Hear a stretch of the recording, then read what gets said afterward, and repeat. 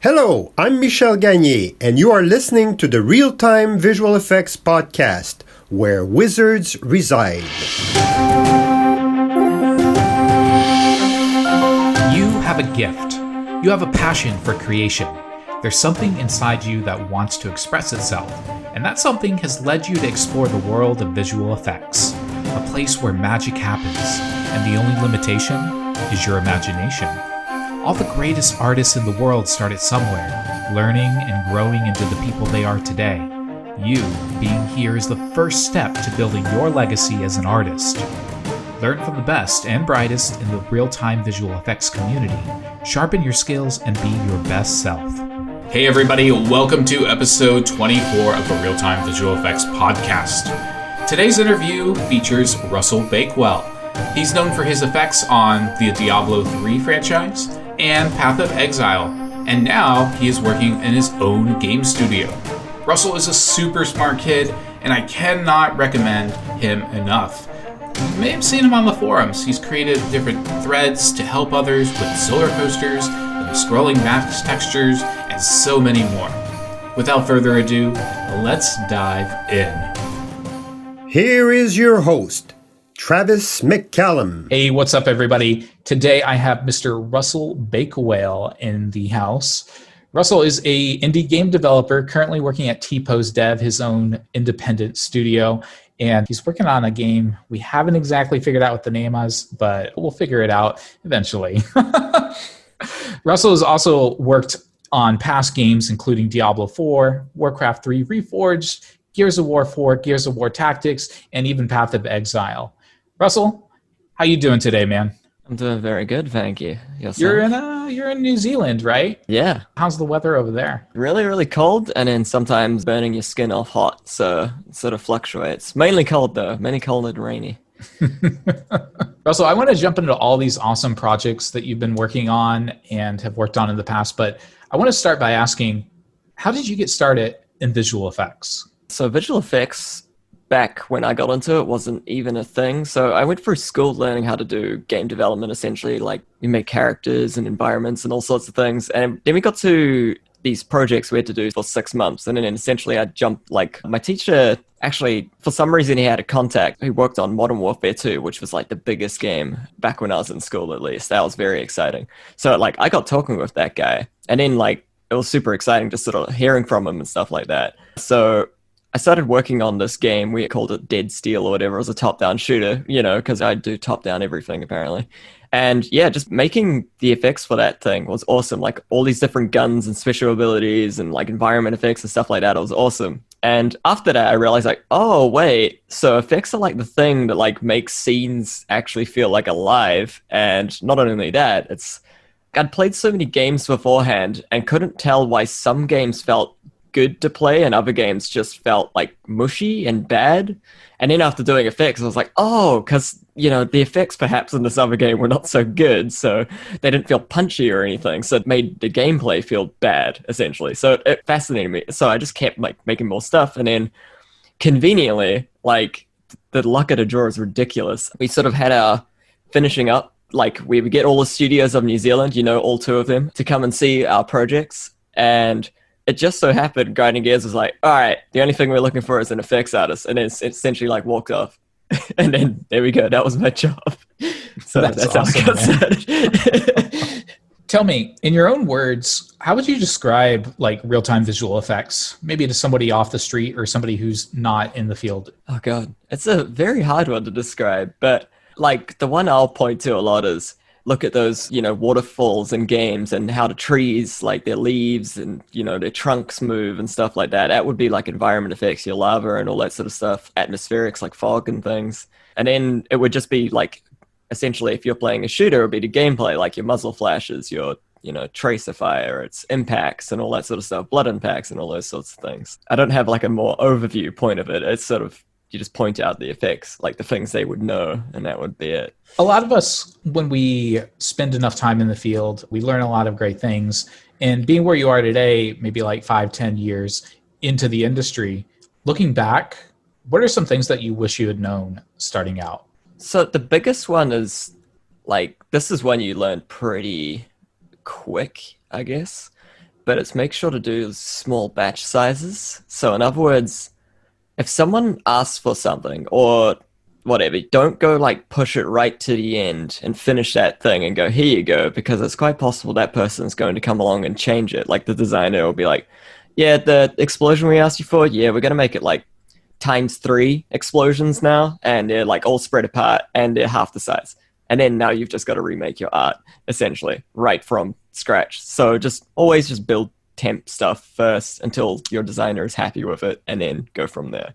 I've made that mistake many times in the past. It's wasted so much time because you just get so excited about making a thing. Like, oh, yeah, cool, I've got an idea in my head, and you just want to go and make it, but you can get a bit ahead of yourself. Yeah. I know that we often look at the successes of artists, but sometimes we can learn our biggest lessons from their failures. I was wondering if you could talk to me about something that you failed at and was a big challenge for you, and how you grew from that experience. That was essentially answered in the last question, which is essentially, I had some designer come to me with this entire boss fight and gave me all these things. So I was super excited about this boss fight. So I built every single effect for that boss fight in about 2 weeks. And then it was bad communication too, but essentially he'd changed the entire fight. Like after 2 weeks without telling me. So then my 2 weeks of work had just been entirely scrapped. Just like that. I'd completely finished it. I'm trying to think of like other failures. I guess a big one that is also hard. Like this one gets very hard when you get to the bigger studios because people will get excited, especially when they see effects on screen because they move around and look cool. But trying to learn what feedback to take and what not to take, because it can get very exciting when people come up to your screen and they start being like, oh, what if this, or what if we can do that, and so on.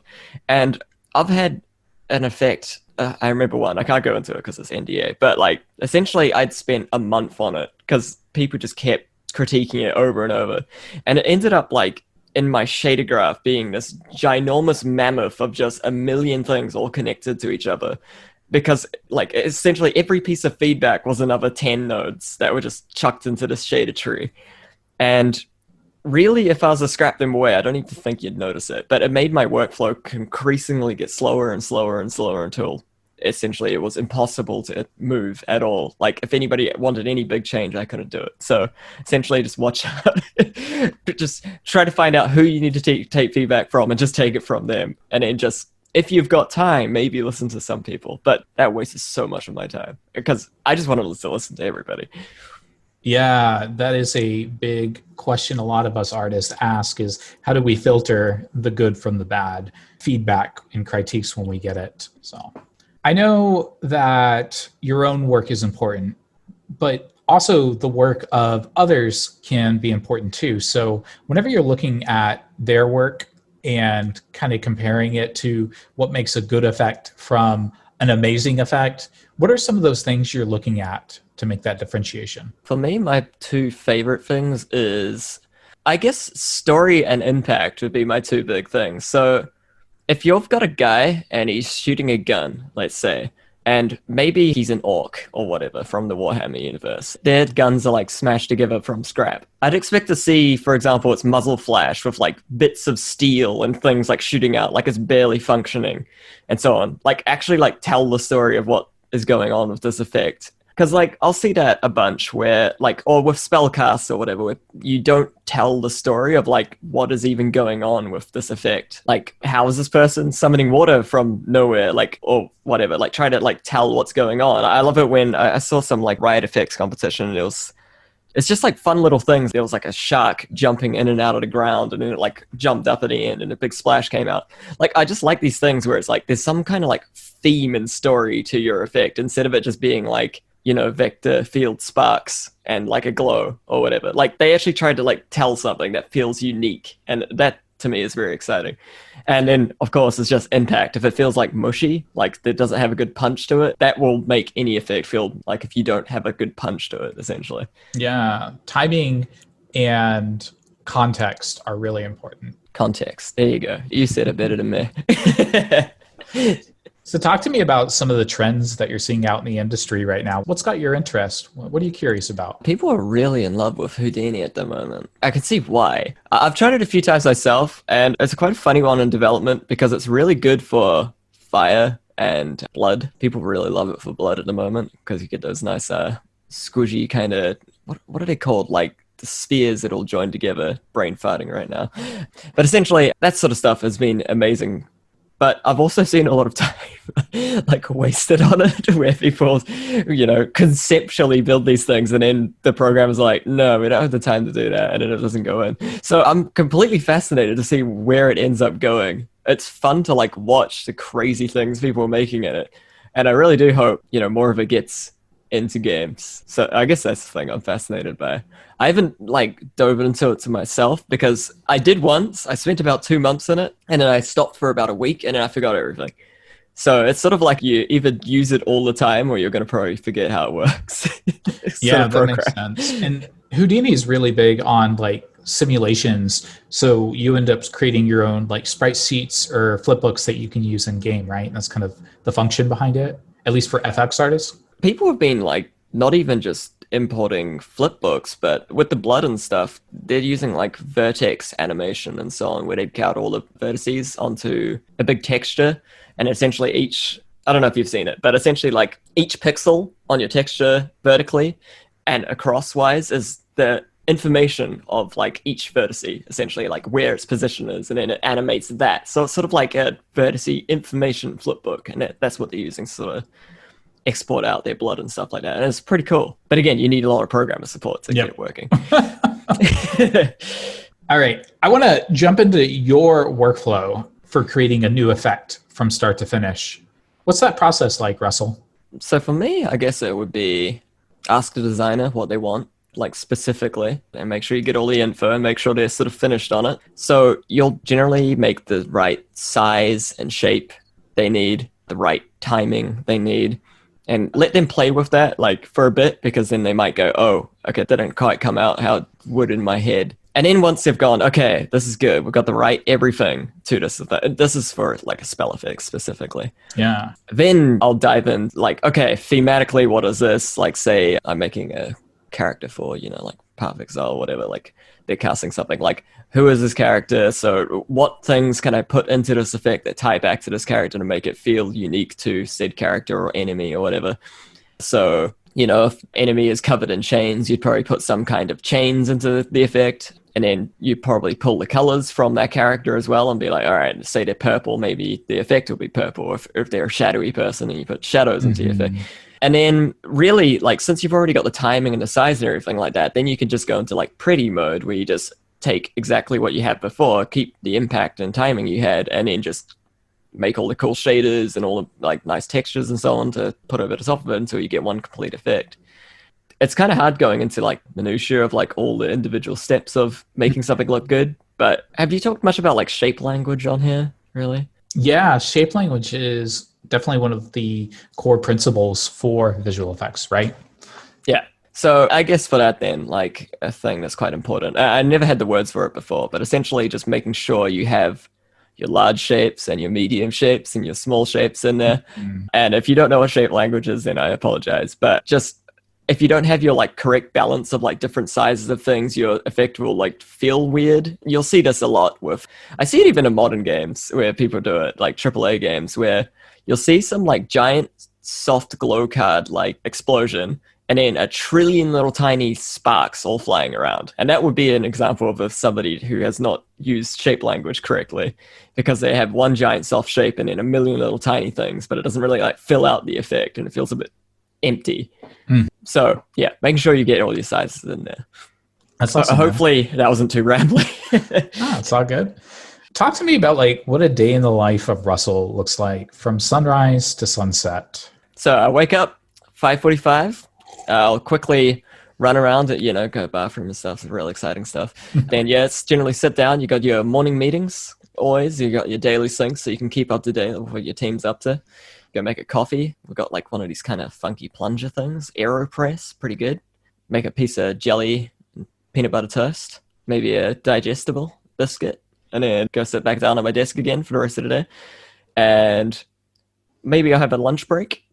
Some days I don't have a lunch break and I just kind of work through. And yeah, it's maybe I'll listen to music. I don't listen to actually music much anymore. I'll play audiobooks and stuff as I work. And then I'll finish up a day. And then most days I'll finish work for my contract job. And then I'll work until about 10 o'clock at night on our home project, the TPO stuff. So that'll be making pixel art, animations, backdrops, figuring out how the Unity works. All sorts, really, talking with my partner behind me about, things we're going to implement and currently doing movement and fighting and all that sort of stuff. So yeah, I guess that would be it. Wow, so you're like working 2 jobs right now. Essentially, yeah. Keep busy. It's all right, I don't mind. Keep busy. That's all good, though. I know that you're originally from New Zealand, and you've moved all around the world for VFX jobs in places like London, UK, and even Orange County in California. Can you talk to me about that experience? Like, how's the culture been inside and outside the office? So the UK was fun. I wasn't super into drinking when I went to the UK, and I'm still not. But UK was, like, if you're a guy that wants to go out to a pub every single night, UK is the place to be. Like, that was nuts there. You could buy pints, and pints there, like actual pints, they're ginormous. And I think they cost about £2, which, if I'm to convert to American, will be about $3. And if you had 3 of these, you would be sloshed. But people would drink 9 somehow. And this is just what people do every single night. They just all go out to the pub, like after work, which is like all the people you work with, just disappear down to a certain pub and just all hang out until 11 o'clock at night or whatever, and then go home. And then do it the next night, and then just essentially do it every single night. So that was the UK. That was pretty cool. A lot of really cool people over there. But the difference, I guess, from New Zealand was they had a lot more progressive standing on sickness. So in New Zealand, at least where I worked, if I was sick, I would have to prove I'm sick. Like, you don't sound that sick. Like if I'd call up work kind of thing. Or if I was like, in a real bad place mentally, and be like, I don't care, come in, kind of thing. But in the UK, it was all of a sudden like, oh, wow, these guys actually want me to be healthy, kind of thing. So it was the first time in my life, like, I felt so nervous being, like, even when I was coughing and sneezing and stuff like that, being like, guys, I feel terrible. I don't think I'm going to use one of my sick days. And they're like, what? Yeah, cool, just send an email. Like, why? You don't need to, like, come in and tell us, just go home. What are you doing? Essentially. So that was a fascinating difference. What about when you moved to the US? US was pretty much similar to the UK, except even more that. But this is Blizzard. Blizzard is, they're very good with this kind of stuff. So essentially, like, you could take mental health days and all sorts of stuff. So if you would, like, legitimately, like, having just the most depressive day ever, your team would just let you kind of go home, and they wouldn't, like, tell you off about it. Or take it, like, sometimes, like, they wouldn't even, like, take it out of your, like, sick leave or anything like that. It was just an amazing experience. America, food-wise, amazing. That was the biggest thing there, too. Anything you want, you can just, like, buy through Amazon. That's very different from New Zealand. New Zealand, you've got, like, no Amazon, so you have to buy everything through, like, the essential, like, eBay of New Zealand. So I guess that would be a thing. You mentioned what specific are you looking for? Well, you mentioned in the UK that, like, drinking culture was a big thing. Like, a lot of your coworkers would do that. How did bonding with your coworkers inside or outside the office work over at, say, Blizzard? It was similar at Blizzard, but people would typically only really go out together. Some people, like the more drinker types, would go out like every night, but it was more just you go out on Fridays out drinking. Yeah. But people would have barbecues and things like that. But it was more event-based, I feel, in America. Like, people would have to sort out an event for everybody to go to in order to, sort of like hang out. As London was more just everybody to go out and drink and hang out whenever they want kind of thing. Yeah. Everybody was like hanging out all of the time. So, yeah, that would be the difference, I guess. I know your first VFX job was at Grinding Gears Games, famous for its isometric action RPG Path of Exile. Can you tell me about the game, your time at the company, and some of the effects you got to make? Yeah, sure. PoE was the most fun thing to work on in my career. And if you can, just describe, what is PoE? Oh, PoE. Essentially a spiritual successor to Diablo 2. they've got the same kind of item systems, the same kind of like, the game just feels very much like, what if somebody took D2 and tried to make D2.5? That is what Path of Exile is like. It's a fantastic game if you're a big fan of Diablo 2. I don't know what else to say about it other than that. So you control one character of a class and you level it up, and you get different abilities, and then you kind of get different gear, and kind of like, I guess, what's the goal of the game? Like, what are you trying to achieve? I guess the goal of Path of Exile is you start out with a character that can barely kill cannibals on a beach to blowing up 700 things at a time per second on screen. Essentially, you'll start out with a fireball, and by the end of the game, if you're still using a fireball, you'll be casting like 9 fireballs that bounce between enemies and also have like an AoE the size of your screen. Wow, that sounds effect heavy. Yes, it was quite a fascinating game to try to optimize. I learned a lot of stuff about how to make things run on that game. A lot of things, like I couldn't use particles a lot. I had to make a lot of mesh effects. As for working there, it was very interesting. Like when I joined the company, I think I was employee number 11 or 12 or something. Everybody was all in this one little office, and the aircon always broke, which was amazing. But that was like cool times. It felt like essentially I was just with a bunch of people trying to make a game. It was cool. It didn't feel like there was any organization to it or anything. There was no meetings or anything like that, which was fascinating because we built an entire game without meetings. I didn't think, like, if you talk to most people in the industry, you wouldn't think that was possible. Very successful game too. Like, it's got a whole cult following. Yeah, right. So that was the most fun thing about working on that game. Like, it felt like we were making a game people really, really wanted. Like, they were like actively sending us emails all the time being like, thank you so much for making this. I love Diablo 2, sort of thing. And like, that was the other really fun thing too, because it was this indie company. They weren't super scared to talk to the community. So I could like openly just talk to people on the forums. So like, I would bring out an effect or like, a bunch of new effects, and they would be all excited about it, or they could give feedback on it, and I could actually like respond to them and like change things up for them and stuff, and then they'd be very, more excited about it. And it just felt like you're making a game for people rather than for money, which was just felt awesome. Like, like you really felt connected to your fans, and it felt super cool. Like you were actually making something for someone. Yeah. Best experience of my life. That's awesome, man. Talk to me, like, what was your proudest effect you made on that project? And what do you feel like were some of the big challenges creating effects for it? I know you mentioned you couldn't use a lot of particles and ended up using a lot of meshes. Yeah, so PoE was, it's changed now. They've got much better tech now.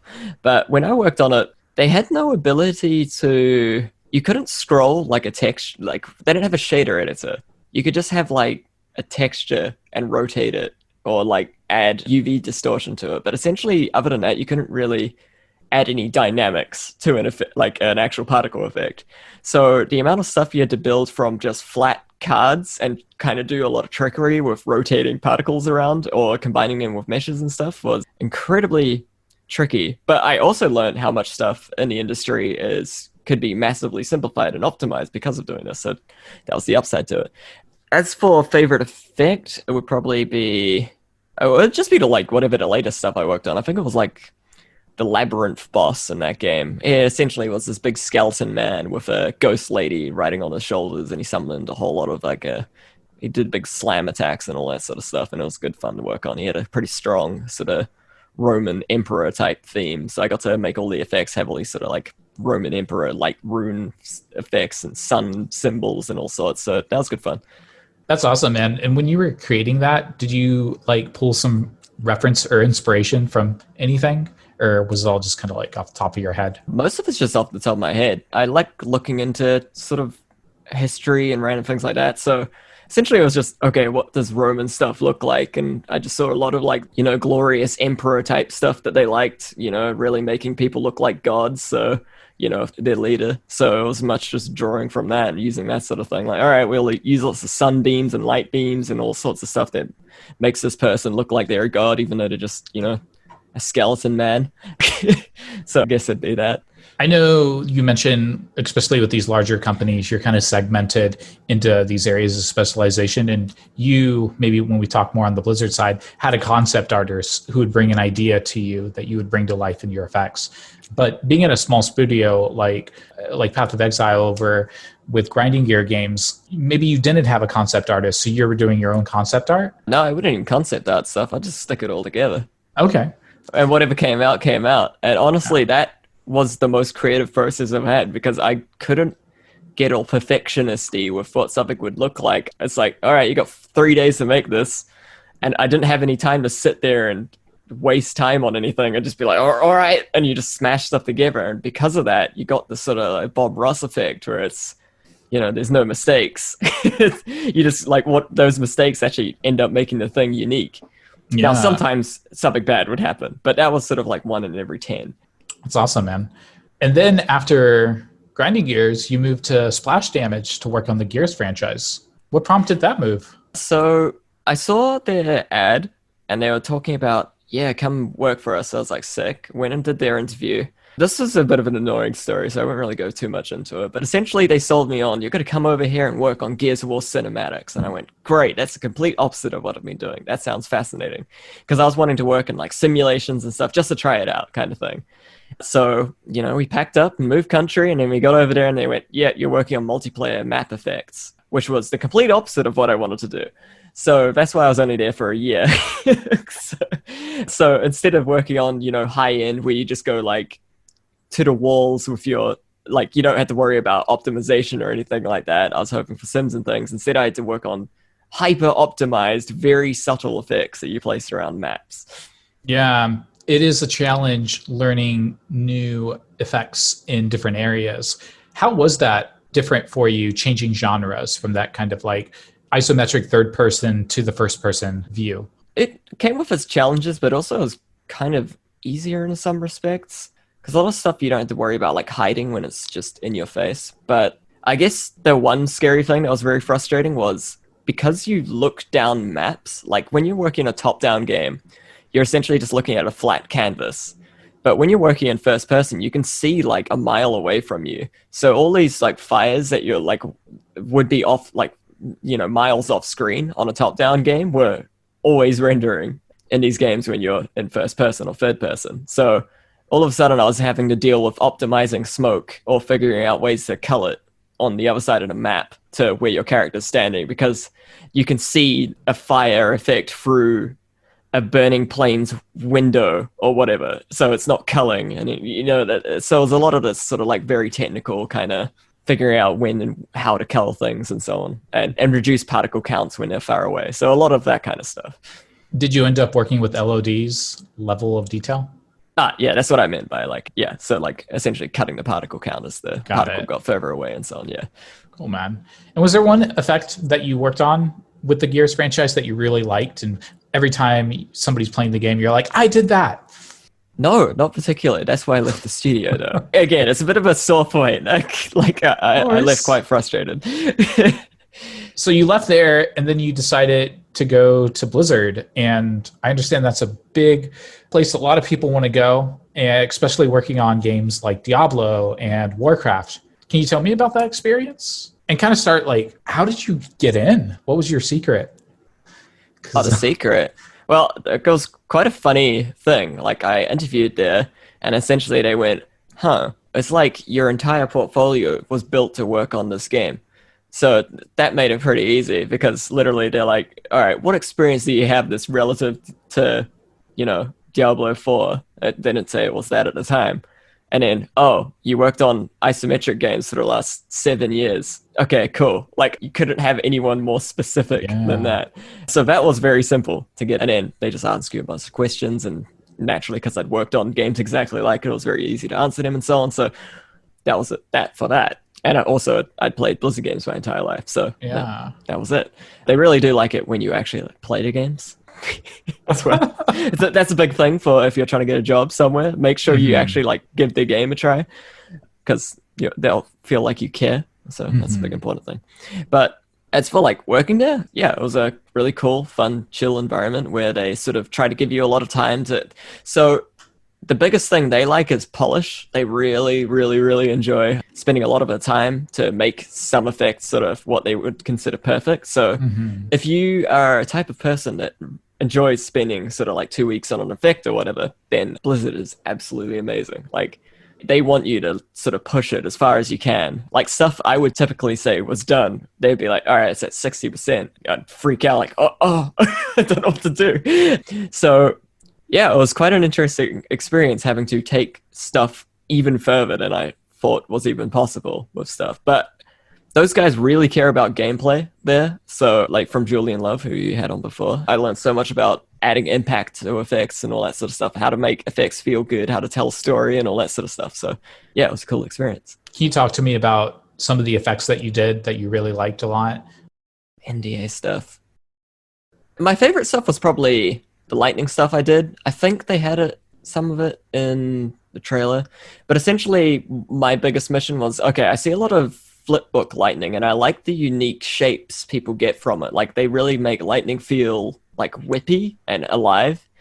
So my big mission was like, okay, how do you do that and then apply it to like a realistic-ish looking game? Because the problem is, as soon as you start putting typical flipbook lightning shapes into stuff, it looks very cartoony. So my mission was to make it not look cartoony. And after about 3 weeks of experimentation, I finally got there, and I was pretty happy with it. That's awesome, man. I have a question about art test. What's your thoughts on art test? Art tests typically just given to you if somebody has looked at your reel and they are not 100% sure you will be able to perform. So they're just testing you to make sure that you can. So like, for example, if, let's say I was working on D4, right? And somebody was applying and they had a bunch of very realistic effects from Doom or something like that. And it was all first person stuff. And they're like, okay, but can you make an isometric spell effect? That's when you would ask somebody to do, you know, an art test. Or if you saw their reel and they only had spell effects and they didn't have any like explosions or environmental effects, you would ask for an art test. It's typically been my experience with what they're for. Because they're quite annoying to do. Like, I don't like it if somebody asks me for an art test. Unless it's warranted, you know. There's a big discussion on the forums right now at the Real-Time Visual Effects website about what people can do to improve art tests within their company. I don't know if you saw it, Shannon Burke put it together, but there's a lot of like pros and cons for it. But like you said, you spend a massive amount of hours trying to put together your art test. And let's say you don't get the job. It just feels like, you know, you just wasted an entire week of effort that you could have been doing something else. Oh, precisely. It's a very frustrating thing when companies give it to you when they really shouldn't. Because I've had the experience where I've done an art test. Not even that, like, not they'd rejected me. I rejected them in the end. Like, because a lot of the time you don't know what someone's going to be offering you until you're in the interview. But then when they put an art test in the way of the interview, like before you can even start the interview process, like you don't actually know what you're even signing up for in the first place. So my problem was I went and did an art test. I spent like a week and a half learning Unity for it because they specifically wanted it in Unity. And I went and did all that, and then I sent it in, and then I did the interview and went, I don't want to work on this. And I just essentially wasted a week and a half of my life, like, which is, you know, not very fun. And I wouldn't like to put anybody else through that. Do the art test at the end. Yeah. When you're after the interview, after you've had a chance to like put a face to a name. Yes, precisely. At least do one call with them first or something. Mm-hmm. I want to talk about what you're doing now. I know that you have recently moved on to start your own studio in indie game development. Where did this idea come from, and how's that journey coming so far, Russell? It's been an absolute fascinating journey. If you ever want to test your psyche to its limits, go and start your own business. Essentially, the idea came from years and years of looking around at games being like, man, I started getting angry because I was like, why is nobody making these kinds of games or whatever, like something specific that I liked.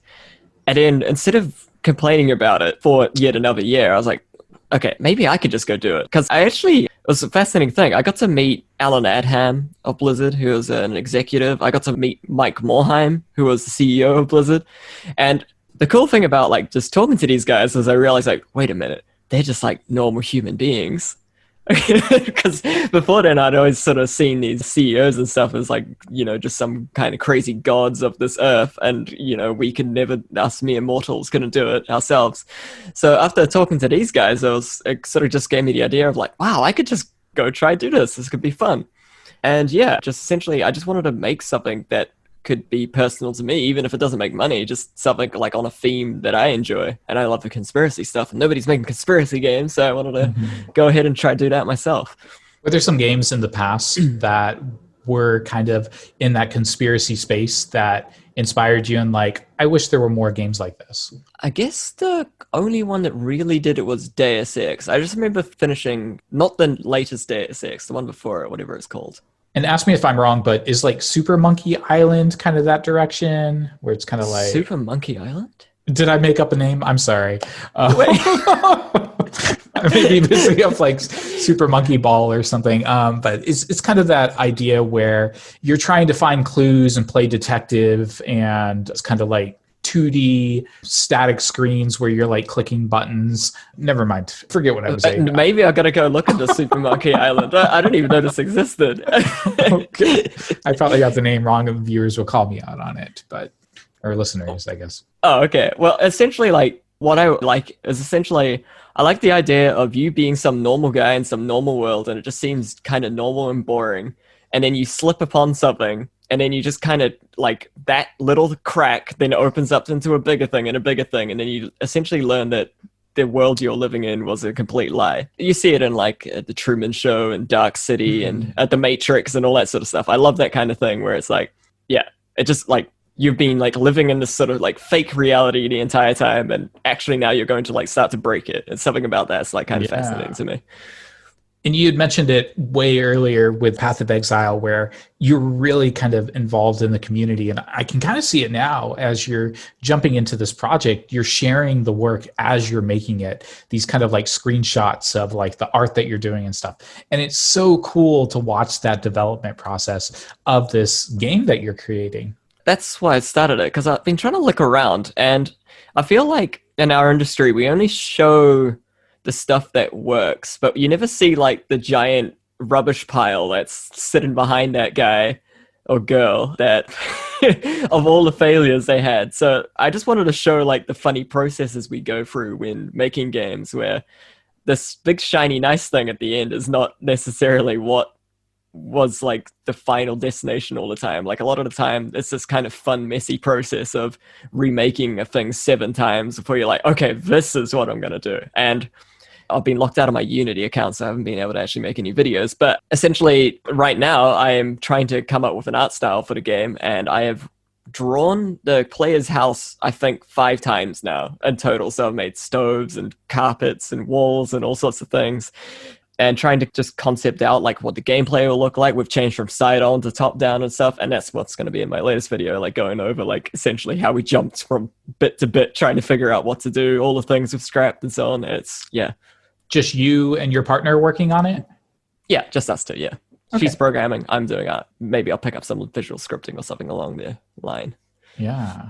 I want to talk about your education at Media Design School in New Zealand. A lot of us are wondering whether going to higher ed is worth it for a visual effects career, or if we should just learn through, say, the YouTube route. Can you tell me about what your biggest takeaways were from the program, and whether it was worth it, and advice for people looking to be educated in the field? I think if you're going into real-time visual effects, you probably don't need to go to university, especially if you're in a country where it costs a lot of money. It's probably just not even worth it. As long as you're dedicated, though, like, that's one thing that school's good at, is if you, you've paid a lot of money, so you kind of become forced to do it because you don't want to waste a lot of that money. So if you have trouble with drive, then school can be somewhat useful because it sort of forces you to work. But if you are very passionate and excited about doing effects, then no, you do not need to do it. Just look at what everybody else says, like learn a 3D program. Essentially, you do need to learn 3D. I've met a lot of people that don't know it. And just learn off Real-Time Effects Forum, and you'll know everything that you need to know. Like, there's nothing that school would, that's on the Real-Time Effects Forum. There's nothing you're going to get from school, essentially, that you won't get from there. Awesome. Are there any role models or mentors or people that inspire you with their work? I used to sort of have that sort of thing. Like I'd look at people like role models and stuff like that now. And now I just I'll just play games and then be like, oh, wow, that's interesting. And it's so easy, like, once you've been doing this a while, to just deconstruct how people do stuff and then you just use it. By the way, I'm not saying to not give people credit, obviously. but I don't really like go, oh, who is this person? Because it's hard because not everybody posts this stuff. But for me, it had always been, just check out Blizzard's effects and Riot's effects. They're very good with gameplay stuff. So I've just always sort of watched what they're doing and taken stuff from them because they're always at the leading edge of gameplay. And gameplay is the biggest thing I care about. Oh, that's one thing, by the way. Sorry, this is a side topic, but just a very interesting thing, which is at Blizzard, they had a separate department for in-game cinematics. So if you were doing effects, you would entirely just work on gameplay effects. You would never work on like cutscenes and things like that. At least from what I came across, there was not much like cutscene stuff. So you could just 100% concentrate on making your gameplay feel awesome. So I thought that was very cool anyway. Yeah, and I think sometimes in game cinematic, there is kind of a melding with film as well. They bring in film VFX artists to help out with that. Yes, exactly. The Houdini pros and stuff. Russell, are you ready to get into the lightning round questions? Quick and easy, just like visual effects. Yeah, sure thing, man. Whatever you want. Ask me some lightning questions. What is a perfect one-day getaway in New Zealand and the surrounding area? Well, if there wasn't coronavirus, I'd say you go down to Queenstown and you go to a place called, I think it's called like Ferga Burger or something. It's like famous all around New Zealand. They just make these awesome burgers that are an absolute mess when you eat them. But the surrounding environment and the town itself is just absolutely amazing. You got snowy mountains on one side and then just a giant crystalline lake with amazing trees and foliage on the other side. So fantastic place. Nice. How do you take your burger? How do I take it? Well, I'm vegetarian, so I've been having a hard time with burgers lately. So essentially, I'll take it by whatever vegetarian burger they got on the menu, which is normally one. And then I'll add cheese to it because a lot of the time they group vegan and vegetarian together. What video game or app are you using on your phone that is the most fun? Well, see, this goes with my conspiracy problem, which is I actually don't really even use a phone. I try to keep them away from me. So the only phone we have is really my partner's. Mine doesn't have a SIM card in it, so occasionally I might use it for Messenger or to set alarms. But other than that, I try to just keep it away from me. So can't really answer that question, sorry. What is your favorite thing to cook or eat? We've been really into Thai curries at the moment. So we've been making yellow, green, and red curries. And Indian curries. So just curries, I guess. You're a spicy cheap person, huh? Yeah. Turns out Asian foods are very cheap too, so we've been doing a lot of that for that reason. What would you recommend drinking with a spicy dish? Drinking? I just drink water all day, pretty much, so I'm a bit boring. So, what is your favorite book or podcast you've listened to recently? I don't listen to podcasts anymore, but I guess the book, I'm really into spirituality at the moment, so Eckhart Tolle's Power of Now would be my book I've listened to probably 5 or 6 times now at this point. Favorite video game visual effect you're jealous of that is not your own? So Dawn of War 3 just looked amazing. That's the game of, like, I've never seen a game have its effects integrated with its art quite like that game. Like, it just feels all like part of the same universe. And something about the grittiness and everything they got to all their effects just feels absolutely amazing. Yeah, I didn't like the game itself, but the art looked absolutely just beautiful. Best advice for a first-time visual effects artist or people looking to get into the industry? Just try to make lots of different stuff, but also aim in a direction where you want to go. So if you're wanting to make spell effects, then go make a bunch of spell effects. Like, if you're wanting to work at Blizzard or Riot, just go make a bunch of spell effects and stuff like that. But if you're wanting to work on Gears of War and so on, or, like first-person shooters and things like that, then you're probably going to want to look more down like the sim route of like figuring out how to make nice simulations and all this sort of thing. And making more realistic effects. So essentially just cater your profile, like portfolio, to exactly what you want to do. Because if you try to shotgun, you're going to have a very bad time and you're going to feel very lost. Yeah. Most excited about the future of visual effects? We went over it before, just Houdini. I want to see what crazy stuff people do with that. I've seen The Sims people do, and I want to see those in games. I just want graphics cards to just get like 50 times better. So we can just spawn 1 trillion particles and not care about performance anymore, because then we'll see some amazing stuff. Yeah, I saw NVIDIA revealed their latest graphics card setup. It's very exciting. Yeah. What question do you never get asked that you wish you were asked more often? Why do you think we're here? I don't know. Something existential and interesting like that, I guess. Why do you think we're here? What is our purpose in life? Oh, I have no idea. That's what makes life so interesting. I have no idea. Like, I don't know what life is. Like, when you even ask simple questions like, what are dreams? Life gets very confusing. Where do you go when you die? Don't know. It's an existential crisis. I took a philosophy class in college, and it was like Immanuel Kant and utilitarianism and all this stuff. It was really interesting stuff. I'm bummed out I never got to do philosophy. I know it's became a bit of a joke. Like, people love to joke about it, but it's quite a fascinating subject. Wish we could talk it more with people. Grab a beer, talk it over at the pub. Yeah. Russell, man, it has been awesome to talk to you today. You really have a lot going on for you, and I'm super excited to see where this game project is going, along with some of these awesome new visual effects that are still under NDA, but eventually we'll get to see them in action. Are there any final things you want to plug? Any kind of other projects or things you want to mention? How can people get in touch with you if they wanted to learn more, ask questions from the podcast? Just subscribe to the T-Pose Dev channel. We're just going to be going over a game right from scratch, right till the end, and hopefully doing a video sort of every 2 weeks that just goes over what development's like. So it could just be, we're trying to keep the videos under 5 minutes. So if you want to just follow along with that, or add your feedback, or even ask questions, and then I can make videos on tutorials and things like that on effects, just chuck them in the comments, and that'd be about it. Are you going to be streaming on Twitch or YouTube or anywhere? I can't imagine that. I'd just be worried I'd say something stupid, or like maybe in the future. I don't watch Twitch and stuff, so I think it'd be a bit funny for me to go just do it. I feel like something about it feels weird doing that. Like, if you're not into something but you're just doing it just for the views. Yeah.